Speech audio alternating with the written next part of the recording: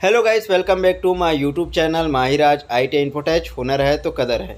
Employability की इस class में ये हमारा 4th चैप्टर है और आज के क्लास में हम जानेंगे आईटी साक्षरता।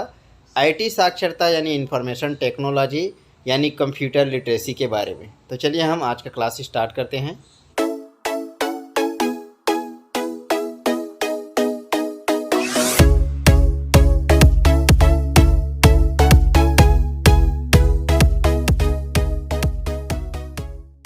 सबसे पहले हम कंप्यूटर का परिचय समझ लेते हैं। तो कंप्यूटर शब्द कंप्यूट से बना हुआ है, जिसका अर्थ होता है गणना करना।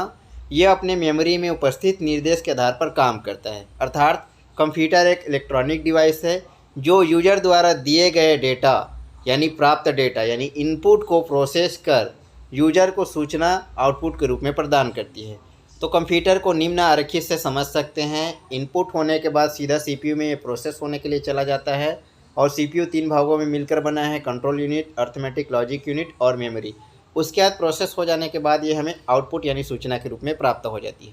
चलिए कंप्यूटर के मुख्य भाग के बारे में समझते हैं। तो कंप्यूटर के मुख्य भाग है इनपुट यूनिट। तो कंप्यूटर में कोई भी डेटा अथवा प्रोग्राम जिन उपकरणों की सहायता से पहुँचाया जाता है उन्हें इनपुट उपकरण कहते हैं। दूसरा है central processing unit. Central processing unit computer का मुख्य भाग होता है। इसे कंप्यूटर का मस्तिष्क यानी दिमाग कहते हैं और हृदय भी माना जाता है। कंप्यूटर द्वारा की जाने वाली समस्त गणना इसी भाग में होती हैं और इनके मुख्य 3 भाग होते हैं। तो सीपीयू में पहला भाग है मुख्य मेमोरी, दूसरा है अर्थमेटिक लॉजिक यूनिट और तीसरा है कंट्रोल यूनिट। आउटपुट यूनिट तो ये उपकरण सेंट्रल प्रोसेसिंग यूनिट से अंतिम परिणाम को बाइनरी संकेतों में प्राप्त कर उन्हें आसानी से पढ़े जाने वाली भाषा में परिवर्तित करती है और मॉनिटर एवं प्रिंटर का उपयोग कर आउटपुट उपकरणों के रूप में हमें प्रदर्शित करती हैं। तो अलग अलग प्रकार के डेटा के लिए अलग अलग प्रकार के आउटपुट इकाइयों का प्रयोग किया जाता है। जैसे ध्वनि आउटपुट के लिए स्पीकर, टेक्स्ट प्रदर्शन के लिए मॉनिटर, हार्ड कॉपी आउटपुट के लिए प्रिंटर का उपयोग किया जाता है। तो कुछ मुख्य आउटपुट उपकरण हैं जैसे कि monitor, printer, plotter, speaker, floppy इत्यादि। चलिए हम कंप्यूटर के लाभ के बारे में समझते हैं। तो कंप्यूटर के निम्नलिखित लाभ है। पहला है गति। तो कंप्यूटर के कार्य करने की गति बहुत अधिक होती है। यह जटिल से जटिल गणना कुछ सेकंड में हल कर देता है। दूसरा विश्वसनीयता। तो कंप्यूटर 100% सही परिणाम देने वाली मशीन है। कंप्यूटर केवल उन निर्देशों पर ही गणना करता है जो कि उसे प्रदान की गई है। तीसरा है विविधता। तो कंप्यूटर एक ऐसी मशीन है जो विविध समस्याओं का समाधान करने में सक्षम है। इसका उपयोग विभिन्न क्षेत्रों में किया जा रहा है। चौथा है सूचनाओं की पुनः प्राप्ति। तो कंप्यूटर में विशेषता ये होती है कि इसकी मेमोरी में एक बार सूचना संग्रहित हो जाती है तो न कभी खोती है और न कभी भूली जाती है, यानी दोबारा प्राप्त की जा सकती है। पांचवा है निरंतरता। तो कंप्यूटर कभी भी काम से थकता नहीं है, सदैव एक सी सजगता से निरंतर कार्य करता है, अर्थात उसके कार्य में सदैव एकरूपता रहती है, अतः वह एक काम को बार बार कर सकता है। छठवा है उच्च स्तरीय उत्पादक। तो कंप्यूटर उत्पादों को गुणवत्ता को बढ़ा देता है, वह कार्यशैली में भी विकास करता है। सातवां है उत्पादकता में वृद्धि। तो कंप्यूटर के उत्पादों से एक निश्चित समय में अधिक संख्या में उत्पाद प्राप्त किए जा सकते हैं। कंप्यूटर के उपयोग से उत्पादकता में भी वृद्धि होती है। आठवां है मनोरंजन के साधन। तो कंप्यूटर मनोरंजन का एक उपयुक्त साधन है। इसमें सोशल नेटवर्किंग साइट के द्वारा नए दोस्त बनाए जा सकते हैं, अपने विचार व्यक्त किए जा सकते हैं इत्यादि। नौवां है शिक्षा के लाभ। तो कंप्यूटर में कई ऐसे प्रोग्राम उपलब्ध हैं जिनके द्वारा छात्र अपने विभिन्न कार्यों का अध्ययन कर सकते हैं। इस प्रकार के विशेष प्रोग्राम को ट्यूटर कहते हैं। 10वां है अपंगों के लिए सहायता। तो वर्तमान में कंप्यूटर की सहायता से अपंग लोग अपनी जीविका चला रहे हैं। 11वां है रोजगार के अवसर। तो कंप्यूटर के द्वारा राष्ट्रीय व अंतर्राष्ट्रीय क्षेत्रों में रोजगार की संख्या बढ़ी है। कंप्यूटर के सहायता से प्रकाशन में, शिक्षा में, बैंक में आदि में रोजगार की वृद्धि हुई है। हम कंप्यूटर की सीमाएं के बारे में समझ लेते हैं। तो पहला है कंप्यूटर में स्वयं सोचने समझने की क्षमता नहीं होती है, वह केवल दिए गए निर्देश पर ही कार्य करते हैं। यदि दिए गए निर्देश सही हैं तो परिणाम सही मिलते हैं, अन्यथा नहीं। दूसरा, यदि किसी वस्तु पर चर्चा करनी हो तो इस स्थिति में कंप्यूटर कार्य नहीं करते, जैसे कि मानव अपनी कल्पना शक्ति का उपयोग करते हैं। तीसरा, कंप्यूटर पर प्रोग्रामिंग करना कठिन कार्य है। प्रोग्रामिंग के लिए एक अच्छे ज्ञाता का होना बहुत ही आवश्यक है। चौथा है कंप्यूटर तकनीक में बहुत जल्दी बदलाव होता है, जिसे पुराने कंप्यूटर जल्दी ही कम उपयोग के लिए रह जाते हैं और उनकी कार्य क्षमता भी सीमित हो जाती है। इस कारण समय समय पर कंप्यूटर के हार्डवेयर और सॉफ्टवेयर में बदलाव करने की आवश्यकता पड़ती है, जो कि बहुत ही महंगा पड़ता है। चलिए हम कंप्यूटर के अनुप्रयोग के बारे में समझते हैं। तो कंप्यूटर का शिक्षा में बहुत बड़ा योगदान है। विद्यालय में छोटी कक्षाओं से ही कंप्यूटर का ज्ञान प्राप्त किया जा रहा है। कंप्यूटर का उपयोग करके शिक्षा में वृद्धि हुई है। दूसरा, व्यवसाय में तो कंप्यूटर का उपयोग व्यापार में बहुतायत में किया जा रहा है। ग्राहकों के पते, कच्चे माल का रिकॉर्ड, स्टाफ की जानकारी, कर्मचारी का वेतन, बिल आदि कार्य कंप्यूटर से ही किया जा रहा है। तीसरा, चिकित्सा में कंप्यूटर के बिना आज सूक्ष्म चिकित्सा संभव नहीं है, क्योंकि समस्त चिकित्सा प्रशिक्षण कंप्यूटर द्वारा ही किया जा रहे हैं। चौथा है मनोरंजन में, तो कंप्यूटर का मनोरंजन के क्षेत्र में बहुत अधिक उपयोग हो रहा है। कंप्यूटर में मनोरंजन के लिए विभिन्न नेटवर्किंग साइट का उपयोग भी किया जा रहा है। पाँचवा है शोध कार्यों में, तो कंप्यूटर का प्रयोग वायुयान डिजाइनिंग के विकास, मिसाइल के विकास, मौसम की भविष्यवाणी, खगोलशास्त्र शोध इत्यादि में किया जा रहा है। छठवां है इंटरनेट में, तो कंप्यूटर का वर्तमान समय में संचार में भी उपयोग हो रहा है। इंटरनेट का उपयोग किसी भी विषय पर जानकारी प्राप्त की जा सकती है। ईमेल के द्वारा पत्रों को एक कंप्यूटर से विश्व के किसी भी दूसरे कंप्यूटर में भेजा जा सकता है। सातवां है बैंकों में, तो बैंकों में हो रहे सभी वित्तीय लेन देन की गणना, ब्याज की गणना आदि कंप्यूटर से ही किया जा रहा है। एटीएम के माध्यम से सभी खाताधारी अकाउंट की जानकारी और पैसों का लेन देन भी शाखा से ही कर सकते हैं। आठवां है यात्रा में, तो आजकल एयरलाइन में, रेलवे में भी कंप्यूटर का उपयोग किया जा रहा है। यात्री अपना टिकट किसी भी स्टेशन से ऑनलाइन बुकिंग कर सकते हैं। नौवां है ऑफिस में, तो आजकल कार्यालय सरकारी हो या गैर सरकारी सभी में कंप्यूटर का उपयोग किया जा रहा है, क्योंकि कंप्यूटर के उपयोग से कोई भी दस्तावेज जल्दी से बन जाते हैं। उदाहरण के लिए वेतन बिल, टेंडर का कार्य, टेबल प्रिंटिंग एवं डेटाबेस के समस्त कार्य इत्यादि। चलिए हम कंप्यूटर हार्डवेयर, सॉफ्टवेयर एवं फर्मवेयर के बारे में समझते हैं। कंप्यूटर हार्डवेयर, तो कंप्यूटर के विभिन्न भाग या उपकरण जैसे कि keyboard, monitor, IC, CPU, transistor, तारे जिनसे मिलकर कंप्यूटर बनता है, कंप्यूटर हार्डवेयर कहलाते हैं, जिन्हें हम छू व देख सकते हैं, यानी कंप्यूटर के भौतिक भाग। दूसरा है कंप्यूटर सॉफ्टवेयर। कंप्यूटर बिना सॉफ्टवेयर के एक मित्र मशीन है। कंप्यूटर से कोई भी कार्य करवाने के लिए हमें आदेश देने पड़ते हैं और आदेशों के समूह को ही प्रोग्राम कहा जाता है। एक निश्चित कार्य के लिए एक निश्चित प्रोग्राम बनाया जाता है या कई प्रोग्राम मिलकर एक कार्य को संपादित करते हैं और प्रोग्राम के समूह को ही सॉफ्टवेयर कहते हैं, जैसे कि DOS, window, Linux, MS Office, सी++ इत्यादि।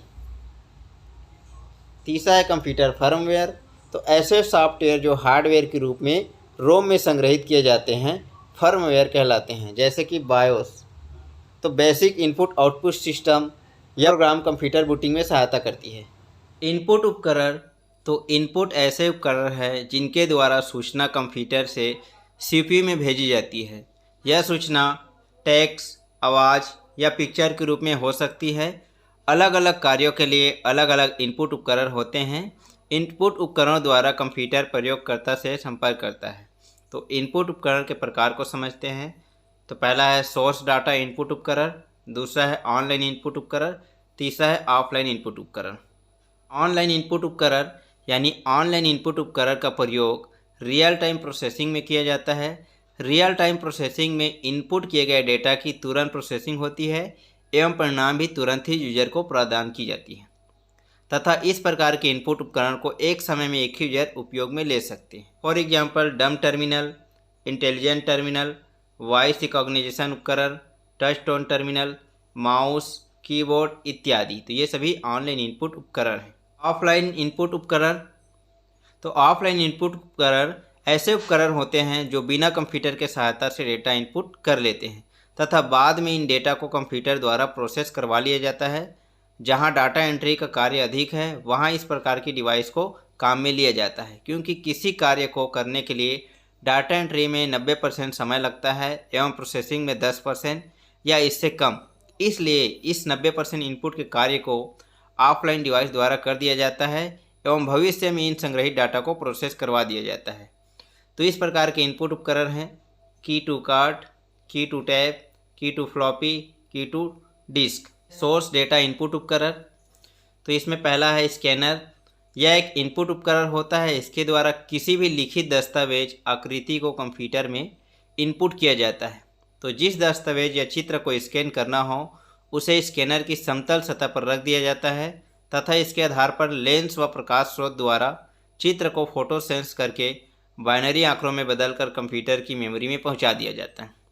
इस चित्र को मॉनिटर की स्क्रीन पर देखा जा सकता है और किसी स्कैनर की गुणवत्ता इकाई क्षेत्र में उपस्थित क्षेत्रों की संख्या पर निर्भर करती है। कल प्रचलित स्कैनर की रेजोल्यूशन 600 से 1200 dpi यानी डॉट पर इंच होते हैं। दूसरा है ऑप्टिकल मार्क रीडर यानी OMR। तो यह एक डिवाइस है जो किसी कागज़ की शीट पर पेंसिल या पेन की चिन्ह की उपस्थिति या अनुपस्थिति को दर्शाता है। इसमें प्रकाश को प्रवाहित किया जाता है। जिन स्थानों पर चिन्ह नहीं होते वहां से प्रकाश गुजर जाता है और जहां पर चिन्ह होते हैं वहां पर प्रकाश रुक जाता है। इसका उपयोग प्रायः प्रतियोगिता परीक्षा में उत्तर पुस्तिकाओं की जांच करने में किया जाता है। तो कुछ इस तरह से आपको OMR मशीन होते हैं। तीसरा है ऑप्टिकल कैरेक्टर रीडर यानी OCR। मशीन या मनुष्य द्वारा पढ़ा जा सकता है। इन्हें OCR मानक कहा जाता है। इसमें प्रत्येक अक्षर को एक प्रकाश स्रोत से प्रकाशित किया जाता है और OCR में नीचे रखी हुई फोटो सेंसिटिव मशीन पर प्राप्त कर पढ़ा जा सकता है। नेक्स्ट है मैग्नेटिक इंक कैरेक्टर रीडर यानी MICR। तो इस उपकरण का मुख्यतः उपयोग बैंकों में किया जाता है। बैंक में चेक के नीचे जो MICR द्वारा बैंक की कोड संख्या, ग्राहक का खाता संख्या तथा बैंक की राशि प्रदर्शित की जाती है। इसमें एक विशेष प्रकार की चुंबकीय स्याही का प्रयोग किया जाता है जिसके चुंबकीय कणों में आयरन ऑक्साइड लगा होता है। किसी चेक को पढ़ने के लिए उसे MICR के नीचे से गुजारा जाता है। यह रीडिंग हेड बड़े अंतराल को 1 के रूप में तथा छोटे अंतराल को 0 के रूप में पढ़ता है। नेक्स्ट है जॉयस्टिक। तो यह एक सतह पर छड़ी नुमा आकृति होती है जिसे हाथ से पकड़कर घुमाने से उसके अंदर लगी गेंद को घुमाया जाता है। हैंडल को घुमाने से स्क्रीन पर चलती हुई वस्तु की दिशा को आसानी से बदला जा सकता है। इसलिए यह डिवाइस बच्चों के द्वारा कंप्यूटर पर वीडियो गेम खेलने के काम में ली जाती है। अधिकांश गेम कीबोर्ड द्वारा खेला जाता है परंतु जॉयस्टिक से खेलना सुविधाजनक होता है। नेक्स्ट है ट्रैकर बॉल। तो ट्रैकर बॉल भी माउस की तरफ पॉइंटिंग डिवाइस है। इसमें ऊपर की तरफ एक बॉल होती है जिसमें उंगलियों को पकड़कर घुमाया जाता है। इस बॉल को घुमाने से स्क्रीन पर उपस्थित कर्सर को घुमाया जाता है। गेंद जिस दिशा में घूमती है उसी दिशा में पॉइंटर भी घूमता है। इसमें भी माउस की तरह 2 बटन होते हैं जिन्हें आवश्यकता पड़ने पर क्लिक किया जाता है। ट्रैकर बॉल प्रायः लैपटॉप कंप्यूटर में लगी होती है।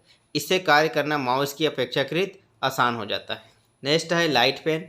यह डिवाइस दिखने में साधारण बॉल पेन जैसी होती हैं। इससे स्क्रीन पर सीधे ही कोई आकृति बनाई जा सकती है। इससे एक सिरे पर पतली टिप होती है एवं इसमें एक फोटो सेल लगा होता है। इसका दूसरा सिरा कंप्यूटर के CPU से जुड़ा होता है।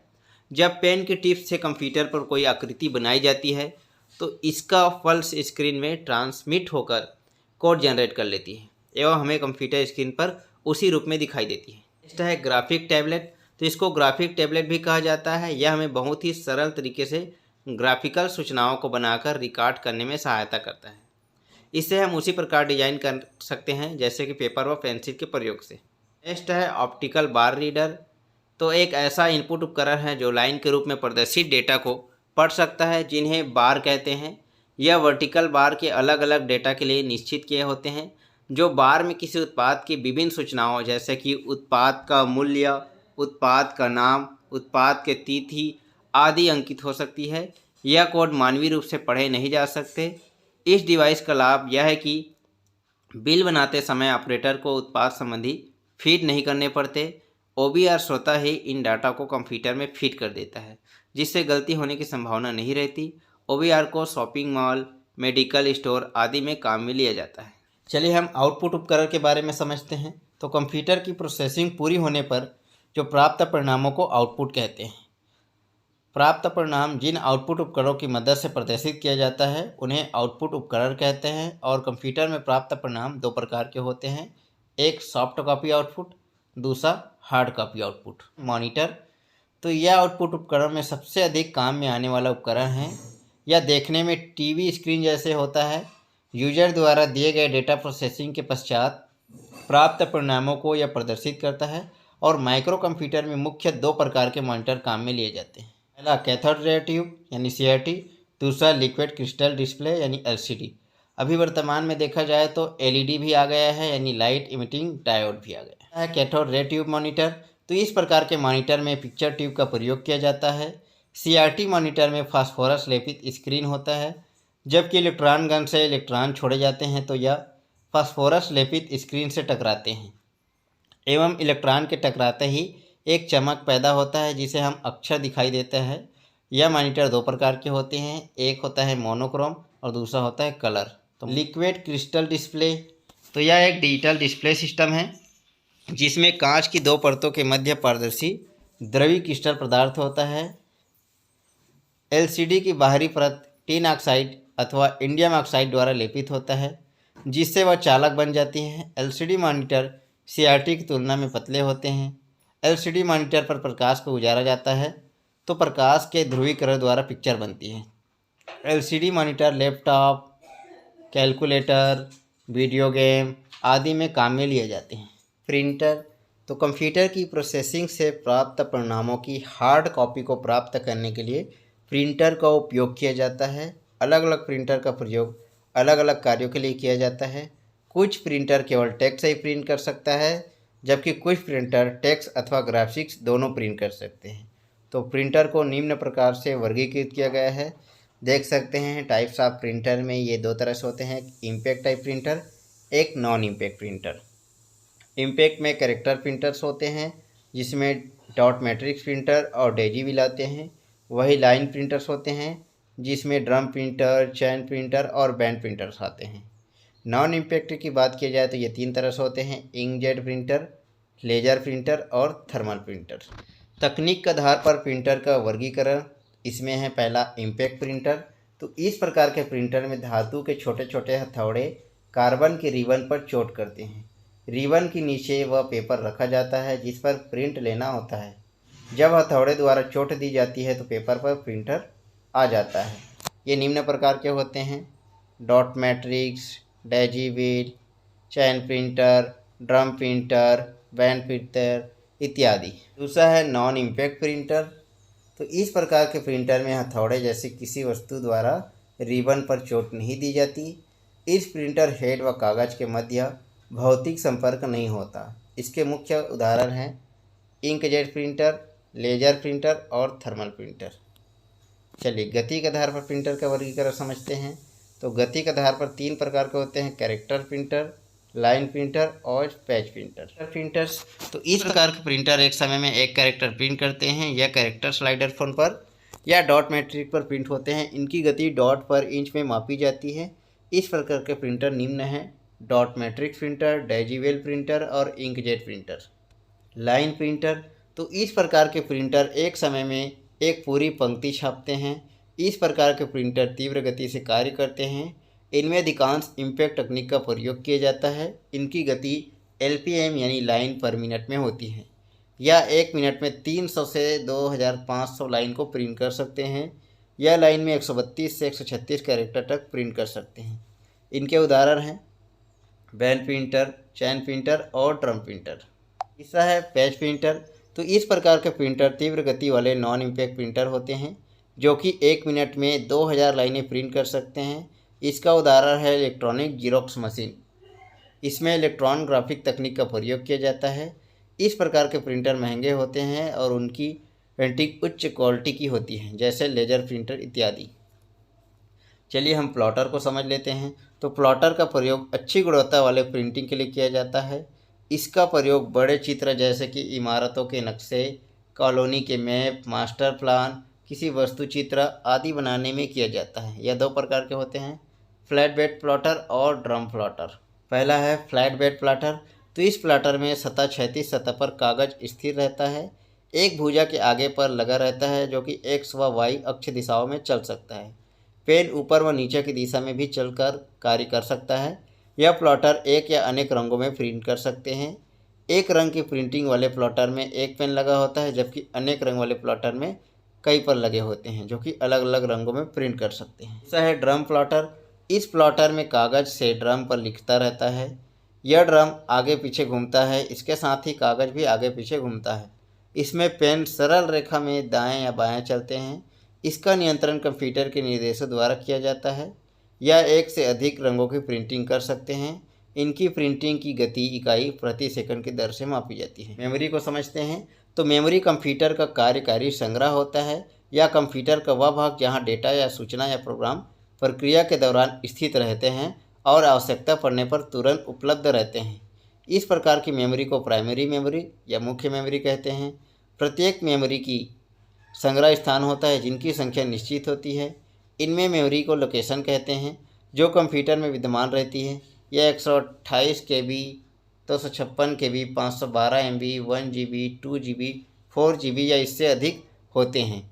जैसे जो कंप्यूटर में विद्यमान रहता है प्रत्येक स्थान का एक पता होता है, ठीक उसी प्रकार एक मेमोरी के लोकेशन का पता होता है और यह पता ही मेमोरी का एड्रेस कहलाता है। Classification of memory. तो मेमोरी दो तरह के होते हैं, एक प्राइमरी मेमोरी या मेन मेमोरी, दूसरा सेकेंडरी या एक्सिलरी मेमोरी। प्राइमरी मेमोरी तीन तरह के हैं, रैम मेमोरी, कैश मेमोरी और रोम मेमोरी। रोम तीन तरह से हैं, प्रोम, ई प्रोम और डबल ई प्रोम। रैम दो तरह से हैं, एस रैम और डी रैम। वही सेकेंडरी मेमोरी दो तरह से होते हैं, सिक्वेंशियल मेमोरी और direct access memory. Sequential memory होता है आपका मैग्नेटिक टेप, जबकि डायरेक्ट एक्सेस मेमोरी तीन तरह से होते हैं, मैग्नेटिक डिस्क, ऑप्टिकल डिस्क और electronic storage device. Magnetic disk की बात किया जाए तो ये दो तरह से होते हैं, हार्ड डिस्क और फ्लॉपी डिस्क। हार्ड डिस्क तीन तरह के होते हैं, जिप डिस्क, डिस्क पैक और विंचेस्टर डिस्क। वही ऑप्टिकल डिस्क की बात की जाए तो ब्लू रे, CD रोम, CDR-W, DVD इत्यादि होते हैं। Electronic storage device flash memory यानी पेन ड्राइव और मेमोरी कार्ड यानी चिप इत्यादि के रूप में होते हैं। पहला है हमारा प्राइमरी या मुख्य मेमोरी। तो यह संग्रह इकाई बहुत ही महत्वपूर्ण है क्योंकि माइक्रो प्रोसेसर निर्देश व डेटा को मुख्य मेमोरी से ही पढ़ता है। यह दो प्रकार के कार्य करते हैं, डेटा को माइक्रो प्रोसेसर तक पहुँचाना, माइक्रो प्रोसेसर से प्रोसेसिंग के पश्चात परिणामों को संग्रहित करना। मेमोरी दो प्रकार के होते हैं, एक रोम और एक रैम। पहला है रीड ओनली मेमोरी यानी रोम। तो रीड ओनली मेमोरी एक ऐसा मेमोरी होता है जिसमें सूचनाओं को केवल पढ़ा जा सकता है, इसलिए यह मेमोरी रीड ओनली मेमोरी कहलाती है। यह एक नॉन वोलाटाइल मेमोरी है, अर्थात इसमें सूचनाएं स्थायी रूप से होती है, बिजली के चले जाने पर भी यह सूचना नष्ट नहीं होते हैं। यह तीन प्रकार के हैं, जैसे कि रोम में है प्रोम, ई प्रोम और डबल ई प्रोम। पहला है प्रोग्रामेबल रीड ओनली मेमोरी यानी प्रोम। तो इस प्रकार की मेमोरी में एक बार प्रोग्राम संग्रह करने के पश्चात बदला या मिटाया नहीं जा सकता। इसे एक बार लिखा जा सकता है और बार बार पढ़ा जा सकता है। दूसरा है erasable programmable read only memory. इस मेमोरी में प्रोग्राम संग्रह करने के पश्चात बदला या मिटाया जा सकता है। इसमें मेमोरी से प्रोग्राम हटाने के लिए पराबैंगनी किरणों का उपयोग किया जाता है और नए प्रोग्राम संग्रहित किए जा सकते हैं। Erasable programmable read only memory.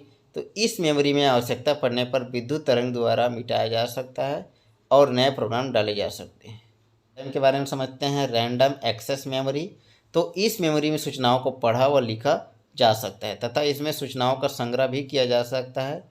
यह रैंडम शब्द का अर्थ है कि इस प्रकार की मेमोरी में सभी लोकेशन को पढ़ने या लिखने में समान समय लगता है। यह वोलेटाइल मेमोरी है, अर्थात बिजली चले जाने पर भी इसमें संग्रह किए गए डेटा हमेशा के लिए नष्ट हो जाता है। यह एक अस्थायी मेमोरी है। यह दो प्रकार के हैं, स्टैटिक रैम और डायनेमिक रैम। चलिए स्टैटिक रैम को समझते हैं। तो मेमोरी में सूचना विद्युत बिजली मिलने पर स्थायी बनी रहती है, इसलिए इसे अतिरिक्त सर्किट की आवश्यकता नहीं पड़ती। यह भी मेमोरी डी रैम की तुलना में तीव्र कार्य करती है। यह महंगी होने के साथ अधिक मेमोरी के रूप में भी काम में नहीं ली जा सकती। दूसरा है डायनेमिक रैम। तो वह मेमोरी गतिशील होती है, इसमें पावर सप्लाई मिलते रहने पर ही सूचना नष्ट हो जाती है, जिससे इसमें अतिरिक्त रीजनरेट सर्किट की आवश्यकता होती है जो सूचना से यथावत बनाए रखना। यह मेमोरी एसएम की तुलना में धीरे कार्य करती है। इसमें मेमोरी का घनत्व अधिक होता है एवं इनकी कीमत कम होती है, इसलिए इनका प्रयोग मुख्य मेमोरी के रूप में प्रयोग किया जाता है। नेक्स्ट है द्वितीयक मेमोरी। तो प्राथमिक मेमोरी महंगाई व अस्थायी होने के कारण द्वितीयक मेमोरी डिवाइस का प्रयोग किया जाता है। इसमें सिस्टम सॉफ्टवेयर जैसे कि operating system, DOS, window, Unix, application software जैसे कि MS ऑफिस, फॉक्स प्रो आदि को आसानी से संग्रह किया जा सकता है। द्वितीयक मेमोरी संग्रह दो प्रकार के, एक चुंबकीय मेमोरी, एक प्रकाशीय मेमोरी। पहला है चुंबकीय मेमोरी। तो इस प्रकार की मेमोरी में मैग्नेटिक टेप, मैग्नेटिक डिस्क आदि है, इनसे डाटा चुंबकीय विधि से संग्रह किए गए हैं। दूसरा है प्रकाशीय डिस्क। इस प्रकार की मेमोरी में डेटा प्रकाशीय विधि से संग्रहित किया जा सकता है, जैसे कि CD, DVD आदि। पहला फ्लॉपी डिस्क, तो यह एक पतली प्लास्टिक की डिस्क होती है जिस पर पतली चुंबकीय पदार्थ की परत चढ़ी रहती है। इस चुंबकीय डिस्क पर सूचनाओं को संग्रहित किया जाता है। यह सुरक्षा के लिए प्लास्टिक से ढकी रहती है। इसके मध्य में एक बड़ा छेद होता है, फ्लॉपी ड्राइव में फिट हो जाता है एवं घूम सकती है। डिस्क के किनारे पर राइट प्रोटेक्टर नोच होता है। 1.44 MB की फ्लॉपी में जब ये नोच खुला रहता है तो हम साथ में केवल सूचनाएं पढ़ सकते हैं, परंतु लिख नहीं सकते। नोच के बंद होने पर हम सूचनाओं को पढ़ सकते हैं व लिख सकते हैं। फ्लॉपी ट्रैक व सेक्टर में विभाजित होता है। सूचनाएं फ्लॉपी के सेक्टर में ही लिखी जाती हैं। हार्ड डिस्क, इसका उपयोग अधिक मात्रा में सूचनाओं को संग्रहित करने में किया जाता है। यह कंप्यूटर में स्थायी होती है। हार्ड डिस्क में स्तंभ होता है जिसमें बहुत संख्या में धातु की डिस्क छड़ पर लगी रहती है। इन्हें कहा जाता है प्लेटर, और प्रत्येक प्लेटर चुंबकीय पदार्थ में परत से ढकी रहती है। प्रत्येक प्लेटर का अलग से रीड राइट हेड होता है।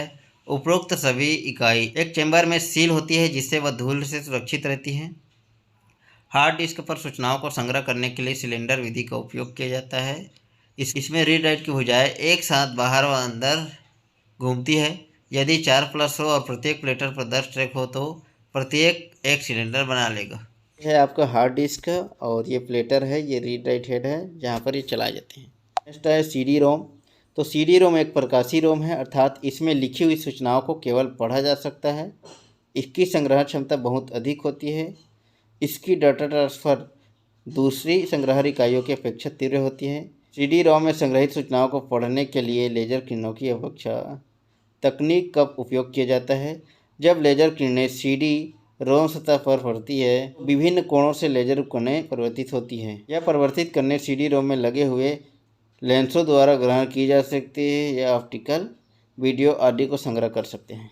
ब्लू रे डिस्क, तो यह एक ऑप्टिकल डिस्क होता है जो उच्च घनत्व डेटा को वर्णन के लिए बनाई गई है। यह एक प्लास्टिक की बनी 120 mm व्यास तथा 1.2 mm की मोटी डिस्क होती है। इसकी एक परत में 25 GB डेटा संग्रह किया जा सकता है। डिस्क को पढ़ने के लिए ब्लू लेजर का प्रयोग किया जाता है, इसलिए इसे ब्लू रे डिस्क कहा जाता है। USB पेन ड्राइव, तो USB का तात्पर्य यूनिवर्सल सीरियल बस है। यह एक सीरियल बस स्टैंडर्ड है जो कि कंप्यूटर डिवाइस को सीधे कंप्यूटर से जोड़ने के काम आता है। यह एक छोटे हार्ड डिस्क की तरह होता है जो और डाटा को स्टोर करने और रीड करने तथा हटाने के काम करते हैं। USB पेन ड्राइव की लाभ यह होता है कि यह डिवाइस बहुत छोटा और हल्का होता है और कहीं भी आसानी से ले जा सकता है। डिजिटल वर्सेटाइल डिस्क यानी DVD, तो यह भी एक काफ़ी प्रचलित ऑप्टिकल डिस्क का स्टोरेज है।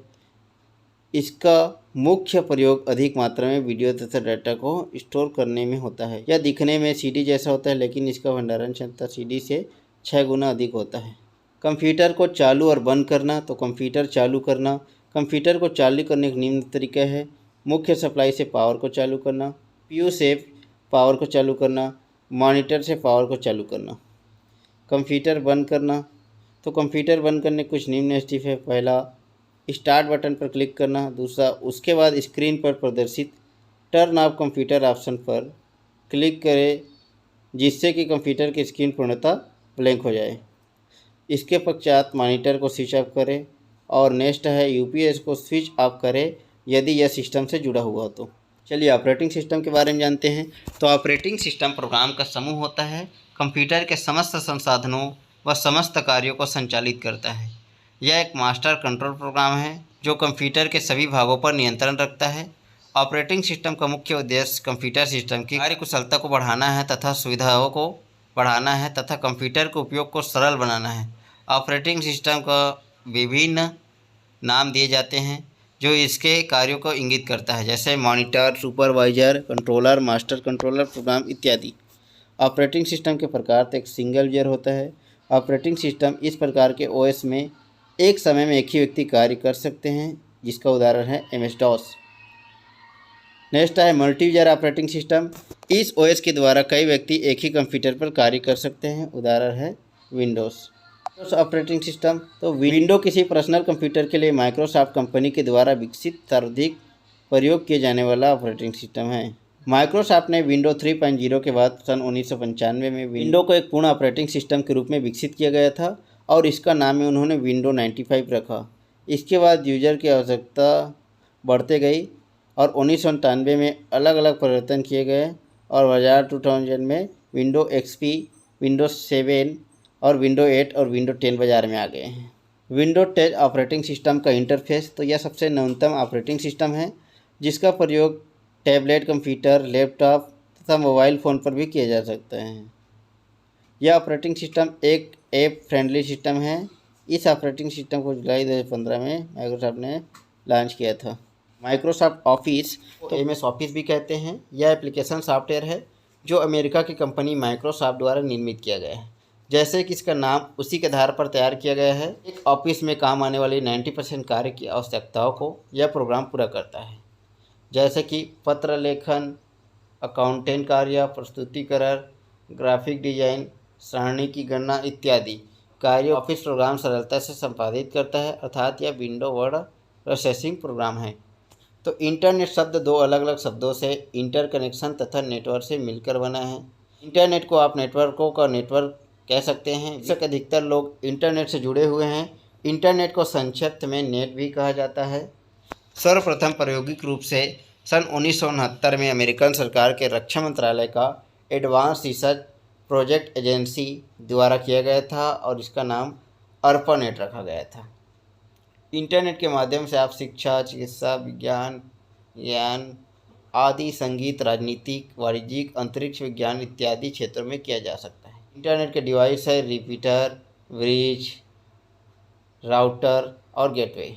इंटरनेट सेवा प्रदाता यानी ISP तो इंटरनेट सर्विस प्रदाता एक ऐसी संस्था है जो किसी यूजर से पैसे लेकर एक निश्चित समय विधि तक के लिए इंटरनेट सुविधा देती है। तो सामान्यतः WAN यानी वाइड एरिया नेटवर्क में बहुत से कंप्यूटर ऐसे होते हैं जिनका उद्देश्य यूजर को प्रोग्राम का निष्पादन करना होता है।